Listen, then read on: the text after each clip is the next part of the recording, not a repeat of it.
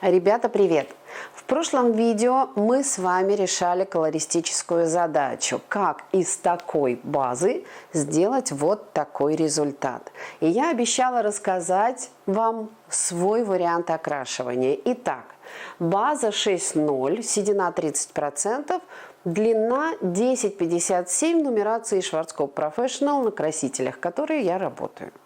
Задача сделать светлее и максимально холоднее, с растяжкой к натуральным корням для плавного перехода цвета при отрастании. Первое, что нужно понимать при решении данной ситуации, что без обесцвечивающего порошка нам будет очень сложно добиться светлой базы, которую мы сможем увести в более холодный цвет. В чем состоит риск? Вы видите, что изначально волосы были уже осветлены, значит, они достаточно пористые. И есть риск в потере качества волос и увеличения ломкости, если мы будем осветлять их снова и снова полностью. Неважно, каким способом и на каком проценте окислителя. Полное осветление или смывка даст увеличение степени риска, что волосы сломаются. Не сейчас, так позже. Я выбираю способ частичного осветления, мелирования.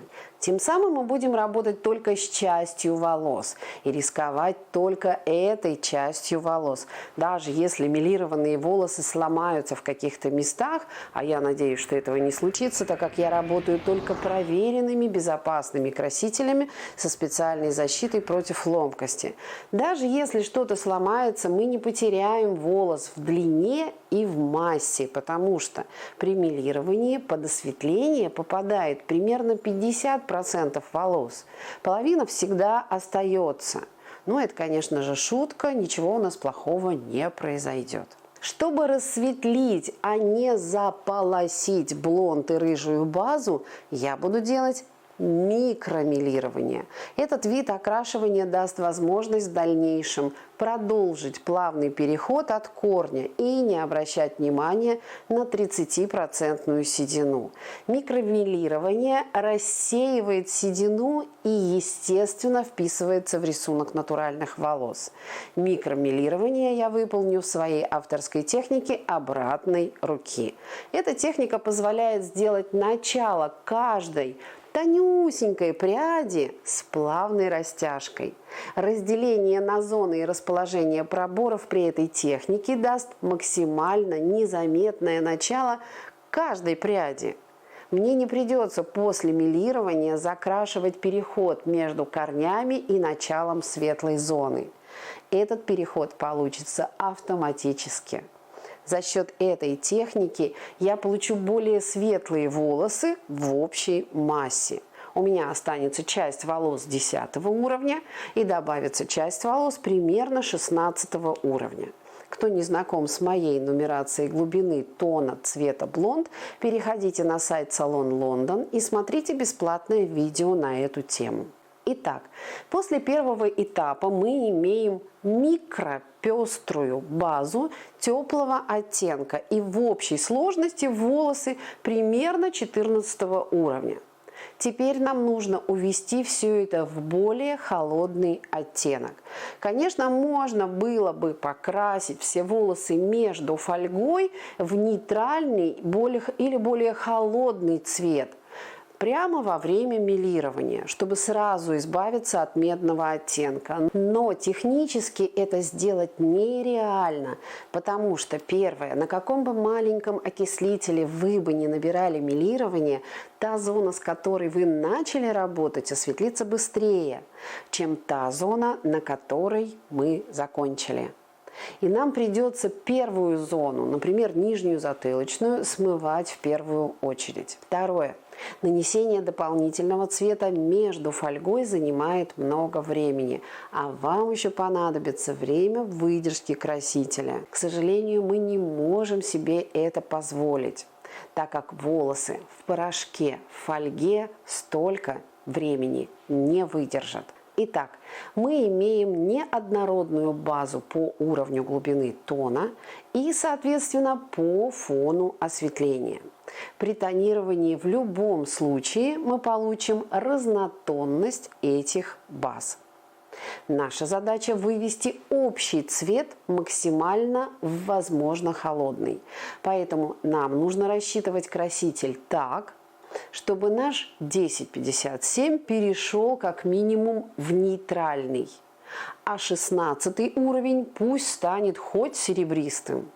При визуальном смешивании этих двух результатов у нас будет отличный, многогранный, холодный цвет. Выбираем краситель для тонирования. В идеале использовать краситель, который не затрагивает натуральную базу прикорневой зоны, чтобы не сделать корни светлее и теплее. Я говорю о красителях Igora Vibrance и тонирующих оттенках Blond Me. В этих красителях нет такого холодного оттенка, который может вывести волосы 1057 в нейтральный. Я уже не говорю о холодном оттенке без сильного затемнения. Вы же знаете, что для того, чтобы сделать цвет волос холоднее, нужно добавить в волос холодных пигментов. Чем темнее база, тем темнее должен быть тонирующий пигмент. И мы всегда уходим в затемнение. При этом для нейтрализации 57-го золотисто-медного направления нам понадобится фиолетовый, антижелтый и синий, антиоранжевый. Но на волосах 16 уровня эта тонировка проявится в чистом виде, сине-сиреневым цветом. И в результате у нас получится не цвет, а недоразумение. Поэтому нам в данном случае не подходит Igora Vibrance и тонирующие оттенки Blond Me. Для тонирования я хочу использовать мой любимый краситель Igora Royal 9,5-29. Это тоже сине-фиолетовые пигменты, о которых мы говорили, но в смеси с 9,5-1 антижелтое основное тонирование, мы получим на 16 уровне светлое серебро, а не голубую сирень.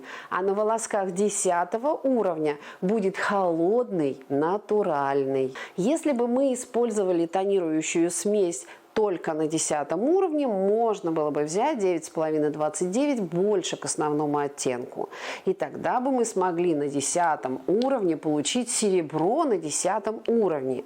Но визуально оно будет смотреться темнее, чем теплая база 1057. А это нам не подходит по запросу клиента. Сколько вешать в граммах? 9,5-29 очень концентрированный. Я его использую как антитеплый микстон. На тюбик 9,5-1 мне понадобится примерно 8-10 грамм 9,5-29. Надеюсь, про окислитель не нужно напоминать, что ряд 9,5 Igora Royal работает только на 3%. Пропорции смешивания с окислителем. Вот здесь тоже свои секреты. 9,5-29 работает очень быстро, по крайней мере быстрее, чем любые другие красители холодного направления. Поэтому, если вам нужно покрасить небольшое количество волос и у вас мало времени, вы можете работать в пропорции 1 к 1 с окислителем. Если же волосы длинные, как в нашем случае, то мы имеем две сложности. Волосы по длине имеют разную пористость. В прикорневой зоне меньше, к концам больше. Значит, краситель будет срабатывать в прикорневой зоне дольше, а на концах быстрее. Второе, волос много. И там, где мы нанесем смесь красителя в начале процесса, там мы получим максимальный цветовой результат. Поэтому сначала будем наносить на 1/3 длины, начиная от корня, затем на 2/3 и только после этого на концы. Раз у нас запланировано умное тонирование, так я называю поэтапное контролируемое нанесение тонирующей смеси на волосы, мы можем и воспользоваться пропорцией смешивания красителя с окислителем 1 к 2. Это нам даст свободный запас времени для более равномерного цветового результата. Вы спросите, а почему не сделать бы цветовую баню и не вылить всю тонирующую смесь на все волосы прямо в мойке? Первое. Я не делаю цветовые бани, так как это не профессиональное и неполноценное тонирование. Второе, еще раз повторю, мы имеем неравномерную по пористости базу. И для качественного тонирования нужно наносить цвет поэтапно. Третье. Кроме всего этого, мы с вами сталкиваемся еще с одной сложностью. Игора Royal с 3% поднимает натуральную базу. То есть, если мы будем наносить этот краситель на кожу, то натуральные корни перестанут быть натуральными. Они станут светлее и, соответственно, теплее. А клиент просит максимально холодный результат с переходом к натуральным корням. Конечно, можно договориться, что сейчас мы сделаем так, а в следующий раз просто добавим мелирование, и тогда перейдем на тонирование Igora Vibrance. И тогда получим то, что хотим сейчас. Но если клиент сейчас не получит тот результат, который запрашивает, вы уверены, что он вообще вернется к вам снова?